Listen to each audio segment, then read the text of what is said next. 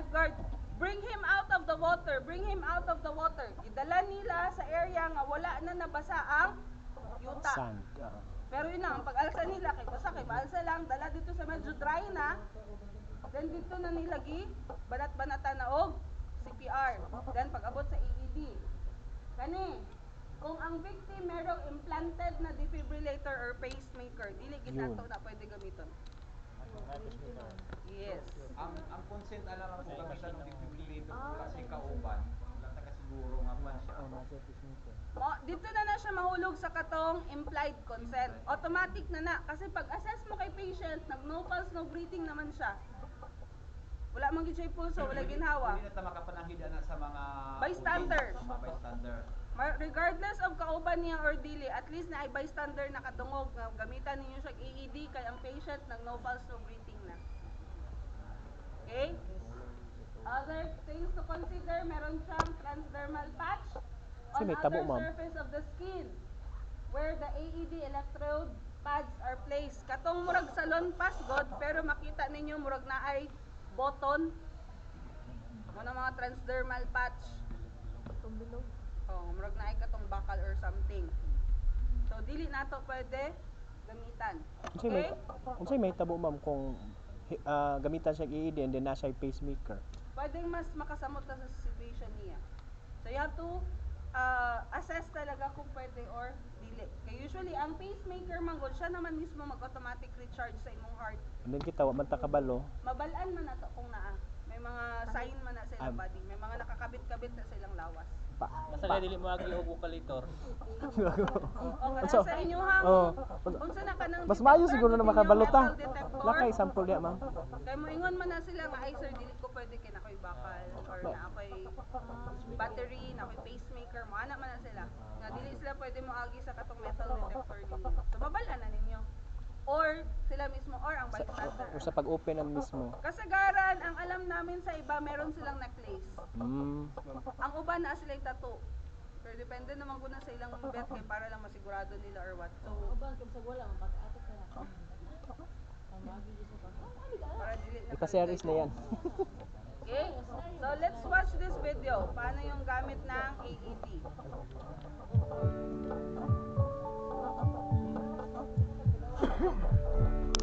Every year, thousands of people die of sudden cardiac arrest. She's unconscious. Go to the front desk, call 911 and bring me the AED. Following the links of the cardiac chain of survival can help save lives. The sooner 911 is called, the sooner advanced medical care will arrive. Early CPR helps circulate blood that contains oxygen to vital organs. Most people experiencing sudden cardiac arrest need an electrical shock called defibrillation. Continue CPR until an AED is ready to use. An AED, or Automated External Defibrillator, is a portable electronic device that analyzes the heart's rhythm and determines if an electrical shock is needed to help the heart restore an effective rhythm. Most AEDs can be operated by following these general instructions. Turn on the AED. The AED will tell you what to do next. Press pads firmly to patient's bare skin. Make sure the person's chest is bare and dry. Use a cloth or gauze pad to dry the person's bare skin where the pads will be placed. Remove the pads from their packaging. Carefully peel off the backing from one pad and place the pad on the upper right chest. Place the other pad on the left side of the chest. Plug in the connector to the AED if necessary. The AED should start analyzing the person's heart rhythm. Analyzing heart rhythm. Do not touch patient. Analyze. Do not allow yourself or anyone else to touch the person while the AED is analyzing. Shock. Move away from the patient. Make sure that no one, including you, is touching the person. Red flashing button to deliver shock. Shock delivered. It is now safe to touch the patient. Start CPR. After a shock is delivered, or if no shock is advised, give about 2 minutes or 5 cycles of CPR. When 2 minutes have passed, the AED should automatically begin to reanalyze the heart rhythm and will advise you with a prompt to stay clear of the person. Do not touch patient. Analyzing heart rhythm. Continue to follow the prompts of the AED and provide care as needed. It is now safe to touch the patient. Start CPR. If at any time you notice an obvious sign of life, such as breathing, stop CPR, maintain an open airway, and monitor for any changes in condition. An AED can also be used for children and infants who are not breathing. Use pediatric pads if they are available. Operate the AED and apply the pediatric pads to the child's chest the same way you would for an adult.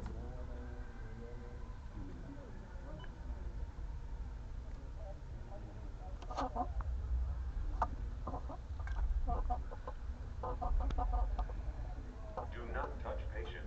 Analyzing heart rhythm. Analyzing, everyone stand clear. For a small child or infant, the pediatric pads may be too large to fit on the chest without touching each other. You may need to attach one pad on the center of the chest and the other on the back between the shoulder blades. Luoy ko na ng bata eh.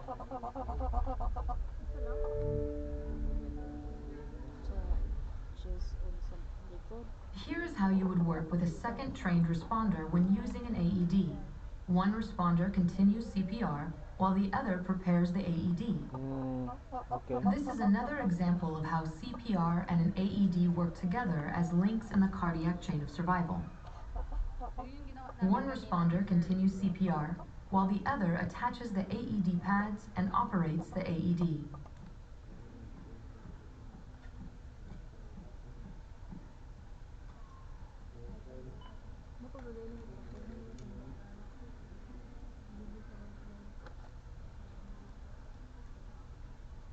Do not touch patient. Analyzing heart rhythm. Everyone stand clear. Preparing shock. Move away from the patient. Shock advised, everyone stand clear. Press red flashing button to deliver shock.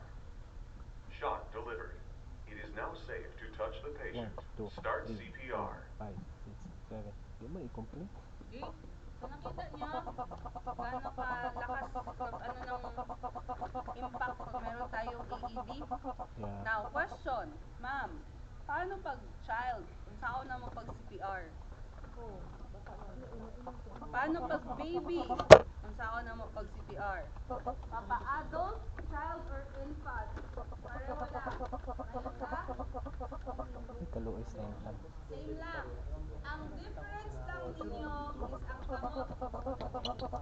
Paadult, child, or infant man na. Pareho lang ang 30, kaduha nga buga, kalima balik-balikon sulod sa duha ka minuto. Ang difference is ang kamot. Adult, duha ka kamot. Child, isa ka kamot. Baby, saan mo man yung baby? Kaloy ba? Baby, duha ka, tudlo. Ring and middle finger, dire. Okay? Sige, sino naman next mag-perform? Kinsa na po gusto, child? Sir Brenda. Dahil na po, i-fire na siya clear. Documentation ko oh. Mag-maximize mo ba para ma-experience Asa nyo, sa no? attendance? Asa ka, sir? Zamboanga man sa na representative. Davao kasi sir, para na nakaingan na sir. Matik na yan, ano? Ito ni Davao. Ako nag-record ako ha. Okay. Kanina kay nagdiretso naman ka siya ha. Dire sa sugod. Survey sa ka sa area bago ka mo doon. Sa pangalan nito, sir? Michael. Gitawag. Isa ang aware man or depende sa inyo ha kung meron kayong indicator na trained first aider kung maliban sa security tapos na may another logo para sa smart ninyo or ID. So pakitawag si Sir Michael kay siya yung na-train sa first aid. So Sir Michael, may patient po sa may Cinema 3. May bata doon na nag-collapse. So approach, check, safe ang area. You ask for consent, paalam, sino po ba may doktor dito, may nurse, sino po yung mag-usap ito. Then you introduce yourself. Ako si Michael, trained first negotiator, members of SMERT, pwede po bang tumulong? Oo. Consent?